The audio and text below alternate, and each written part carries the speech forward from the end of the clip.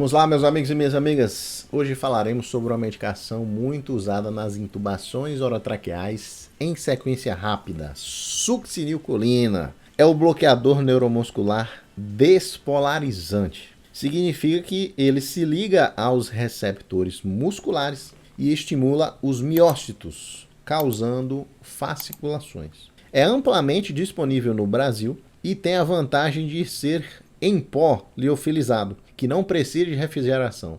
E é uma das grandes vantagens da succinilcolina sobre outros bloqueadores neuromusculares. Ela é um pozinho e isso faz com que ela dure mais tempo sem refrigeração. A duração em geral dessa medicação é maior quando ela está nesse estado aí liofilizado. Muitos têm medo de usar pela hipercalemia transitória e uma série de mitos que cercam a succinilcolina, mas é uma excelente medicação e muito segura. Eu, como sou o representante mundial da ONU dos bloqueadores neuromusculares, advogo muito pelo uso deles porque eles transformam a sua intubação orotraqueal. Eles fazem a intubação passar para um outro nível com excelentes resultados. Vamos falar dos nomes comerciais e a ampolinha vai aparecer na tela aí, ó.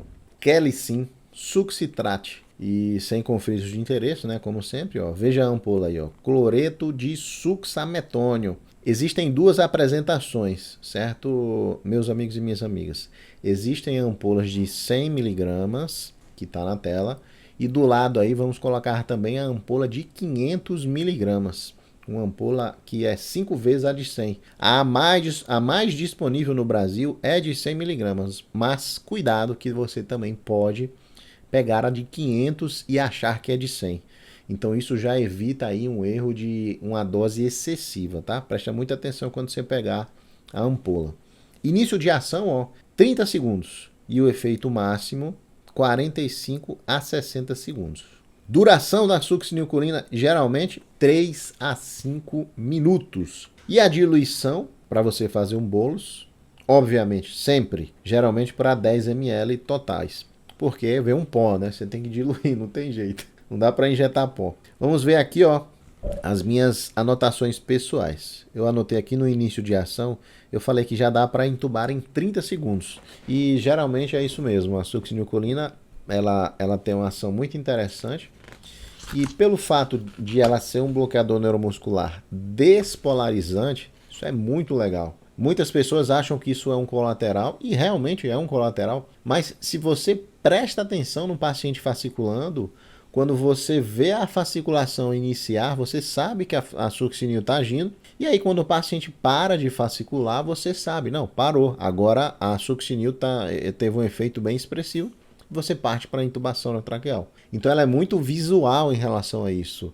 Os outros bloqueadores, os adespolarizantes, você faz e meio que não tem tanto parâmetro visual assim. É mais um parâmetro de ver o tônus da musculatura do paciente. Vamos falar sobre doses, tá? Intubação, 1 a 2 miligramas por quilo para adultos. Observação. Isso é uma observação que eu coloquei aqui, tá? Pessoal minha. Eu recomendo 2 miligramas por quilo pelo efeito rápido e o paciente não dessatura antes de iniciar a intubação orotraqueal. Na maioria das vezes, tá? Você também pode pensar assim, uma ampola pacientes leves e 2 ampolas pacientes pesados, com mais aí de 90 quilos. Para de 50 a 100 quilos, uma ampola dá muito bem. E aí vem uma grande sacada de você usar essa dose maior, né, que é de 2 miligramas por quilo, se você quiser calcular mesmo. Por exemplo, para mim, que tenho 80 quilos, 2 miligramas por quilo dariam aí 160 miligramas, que são 2 ampolas e meia. E por que, Tiagão, que você dá preferência para uma dose maior?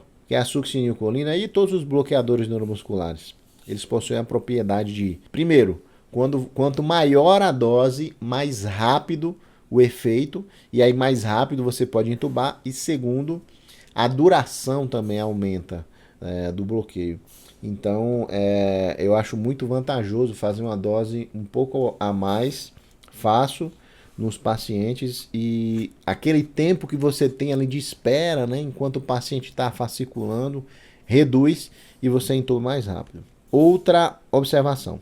Não haverá efeito deletério cardiovascular com doses altas. a não ser, obviamente, né, que o paciente tenha alergia à succinilcolina. As repercussões cardiovasculares da succinil são bem reduzidas, então dá para fazer doses altas, dá para fazer doses maiores, succinil, rocurônio, sem problema nenhum. Existe uma dose também que você pode fazer da succinil, que é uma dose intramuscular. São 4 mg por quilo. E aí a dose máxima disso aqui é de 150 mg. Na maioria das vezes vai dar a dose máxima de 150 mg. Você não pode passar, tá? Manutenção de intubação orotraqueal em bolos ou em bomba de infusão contínua. Nós conseguimos e nós podemos fazer a succinilcolina na bomba de infusão contínua. Ou você ficar repicando ali. Não é a melhor medicação para fazer isso. No passado era uma das mais usadas, porque só tinha ela, então não tinha jeito, né? Mas com o passar do tempo apareceram outras medicações. Os bloqueadores adespolarizantes, eles têm um perfil melhor. A succinilcolina é mais para bolos em dose única, mas pode acontecer de você estar num hospital de interior, num hospital sem recursos, e só tem a succinil. E aí você precisa bloquear um paciente por muito tempo, dá para usar sim. Primeiro, dose de manutenção em bolos, que você vai fazendo ali no seu dedo, né? 0,15 mg por quilo EV conforme movimentação. Basicamente aí vai dar 10 mg. E aí você, digamos, vamos dar um exemplo aqui, tá? Estou levando um paciente do hospital A, que é o hospital que eu trabalho, um hospital pequeno, para o hospital B, que é um hospital maior, que o paciente vai ficar lá internado, na UTI, está entubado. E aí ele está sedado e eu vou continuando a sedação no trajeto. Estava muito bem. Só que no trajeto, o paciente começou a agitar, ele começou a ter movimentações, apesar de estar com a sedação ali moderada, e você optou por fazer o bloqueio neuromuscular desse paciente, pelo menos durante o transporte, para evitar que ele, sem querer, ele se mexa, arranque um gelco ali, um acesso venoso. Então, você pode fazer 1 ml da succinilcolina, né, diluída para os 10 ml, que dá 10 mg, e aí você aguarda ele voltar a ter algum tipo de movimentação. Quando ele começa a ter essa movimentação de novo, você pode fazer mais 1 ml, né, mais 10 mg de succinilcolina. Manutenção de intubação orotraqueal em bomba de infusão contínua, que era o que o pessoal fazia antigamente para cirurgias, 2 a 15 mg por minuto, tá? Esse uso não é mais recomendado, mas é a única escolha em alguns hospitais, como eu falei, né? Uma sugestão aqui, de solução padrão, 500 mg de succinilcolina em 50 ml de soro. Isso aí vai dar 10 mg por ml, e aí você inicia a 10 ml hora para um máximo aí de 90 ml hora, certo? Esse máximo de 90 ml hora, nessa solução padrão que eu sugiro aqui, né, vai dar uma dose máxima de 15 mg por minuto, que é o da manutenção da intubação orotraqueal, que eu falei. Vamos aos eventos adversos da succinilcolina. Bradicardia, especialmente em crianças, com repetidas doses, infusão contínua ou doses maiores que 4 mg por quilo. E aí entra uma controvérsia que existe em relação à succinilcolina. Em doses únicas, você vai fazer uma dose apenas para intubação orotraqueal, você não precisa se preocupar com bradicardia. Existe esse mito e muitos colegas até atropinizam as crianças com medo da bradicardia que a succinina pode causar, né? Mas isso não é verdade, meus amigos e minhas amigas. Realmente, quem causa a bradicardia é a hipóxia nas crianças. E às vezes o colega ele quer assim, procurar um grande causador e coloca a culpa na succinilcolina. Existe esse mito aí, realmente é um mito, já tem vários artigos que abordam esse mito que existe na medicina e cada vez mais está sendo desbancado, né, quebrado. Outro evento adverso, hipercalemia transitória, hipertermia maligna, é raro, mas acontece, e a mortalidade é alta. E a mialgia ao despertar. Como há fasciculações, alguns pacientes relatam aí dores musculares depois que ele recebe a succinilcolina. Contraindicações, muita atenção aqui. História pessoal ou familiar de hipertermia maligna, evita ao máximo succinilcolina. Queimaduras graves com mais de 48 horas. Preste atenção, meus amigos e minhas amigas. Se acabou de ter um acidente ali na rodovia e chegou no meu hospital 10 pacientes com uma queimadura grave, percentual do corpo alto queimado, queimaduras de terceiro grau, grandes queimados, certo? Eu posso fazer a succinilcolina neles. Eu só não posso fazer se passar 48 horas desse evento aí. Outra questão aqui, ó, e essa é bem comum, você tem que ficar muito atento: doenças neuromusculares, paraplegias, tetraplegias, doença de medula espinhal, síndrome de imobilidade. Aquele idosinho que ele teve AVC, né, e tá aqui com o corpo que ele não consegue esticar o braço, congelou meio que o braço dele. Evite fazer a succinilcolina nesse paciente, porque a liberação de potássio neles fica imprevisível. Eu fiz até uma observação sobre isso aqui, ó. Qualquer patologia que deixe a musculatura sem movimentação, a gente evita usar succinilcolina pelo risco de uma hipercalemia imprevisível. Isso acontece porque o músculo, quando está em desuso, começa a expressar receptores de acetilcolina fora da placa motora. Chamamos receptores extrajuncionais. É uma forma do corpo deixar o músculo mais sensível aos estímulos, já que aquele músculo não está sendo utilizado.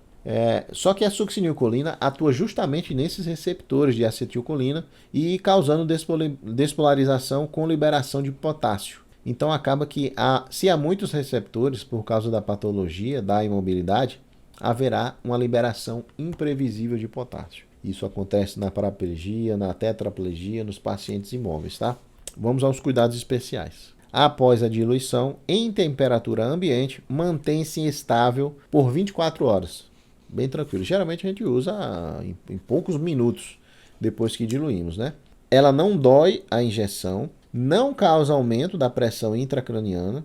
Algumas pessoas acham que a hipertensão intracraniana é contraindicação de succinilcolina, mas não é. Pode fazer sem problema. Isso também é outro mito que existe em torno da succinilcolina. Dose de succinilcolina superior a 4 mg por quilo, doses repetidas ou infusão contínua prolongada pode resultar em bloqueio de fase 2, que é um bloqueio neuromuscular prolongado, além do normal da succinilcolina. O normal é a succinilcolina bloquear por 5 minutos, mas no bloqueio de fase 2 fica imprevisível, podendo chegar aí 30 a 45 minutos. Mas isso só será uma preocupação se você tiver que extubar o paciente após algum procedimento anestésico. Se o paciente for de UTI, de emergência, ele vai ficar entubado por horas, dias, quiçá semanas, você não precisa se preocupar com relação a esse bloqueio de fase 2, tá, meus amigos e minhas amigas? E finalmente aqui, para a gente finalizar sobre a questão da hipercalemia, certo? Vou trazer uma informação bem interessante que a maioria das vezes as pessoas desconfiam que o paciente tem hipercalemia, aí fala, não, eu acho que o paciente tem hipercalemia, não vou fazer succinilcolina. Eu vou deixar esse pensamento mais claro na sua cabeça. Alterações eletrocardiográficas no ECG sugestivas de hipercalemia. Uma das grandes objeções por medo da succinilcolina é que o paciente vai morrer por causa da hipercalemia. Eu não vou ficar explicando 1 milhão de trabalhos como eu faço nos meus cursos. Vou ser simples e direto. A onda T apiculada, sim, obviamente que você não faz succinilcolina. Você vai fazer rocurônio, vecurônio, pancurônio, cisatracúrio, atracúrio, bloqueadores adespolarizantes. Não há onda T apiculada no eletrocardiograma, pode fazer a succinilcolina. Mas, Thiago, o paciente é nefropata e tem 8 de potássio. E agora? A onda T apiculada não faz a succinil e não há onda T apiculada, pode fazer sem problemas. Mas, Thiago, eu estou com medo porque o paciente pode ser que tenha hipercalemia porque descompensou de uma ira pré-renal, né? Mesmo raciocínio.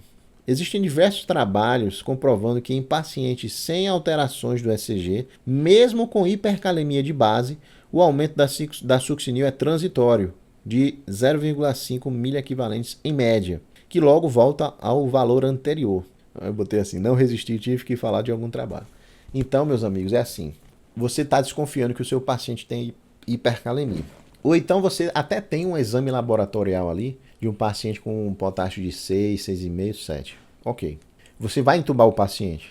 E aí nós precisamos colocar numa balança os riscos versus os benefícios. Muitos trabalhos falam que pacientes sem alterações eletrocardiográficas sugestivas de hipercalemia podem sim receber succinilcolina em doses adequadas, porque a chance de ele ter um problema ali por um aumento transitório no potássio de meio milho equivalente são muito menor, são muito pequenas, né? São muito baixas. E ainda assim, do outro lado, existe um benefício gigantesco com relação à intubação orotraqueal. Você vai intubar muito melhor. Isso se só tiver succinilcolina no seu serviço, né? Se não tiver, óbvio, você vai usar outro. Agora, paciente tem alterações eletrocardiográficas de hipercalemia, apiculamento de onda T, alargamento do QRS, você não vai fazer succinilcolina, você vai fazer gluconato de cálcio, né? Obviamente. E aí, Tiagão, se não tiver nada além da succinilcolina, digamos que só tem a succinilcolina, não faça succinilcolina, certo? Ele está mostrando para você no eletrocardiograma de 2 derivações, preferencialmente, né? Às vezes você olha no monitor e desconfia que seja uma apiculação de onda T, mas você vai rodar um eletro de 12, que é realmente o que faz o diagnóstico preciso. Então, se ele tem essa apiculação, não faça de jeito nenhum o succinilcolina, succitrate, quelicin, succinilmetônio, são todos os nomes aí da substância. Maravilha? Mais informações, pessoal, sobre medicações de sedação, manutenção de tubo, opioides, hipnóticos, bloqueadores neuromusculares, manual prático de sedação avançada, tá aí no link da bio e no primeiro comentário do nosso vídeo. Fechado? Grande abraço, seu amigo Thiago, e até a próxima. Tchau.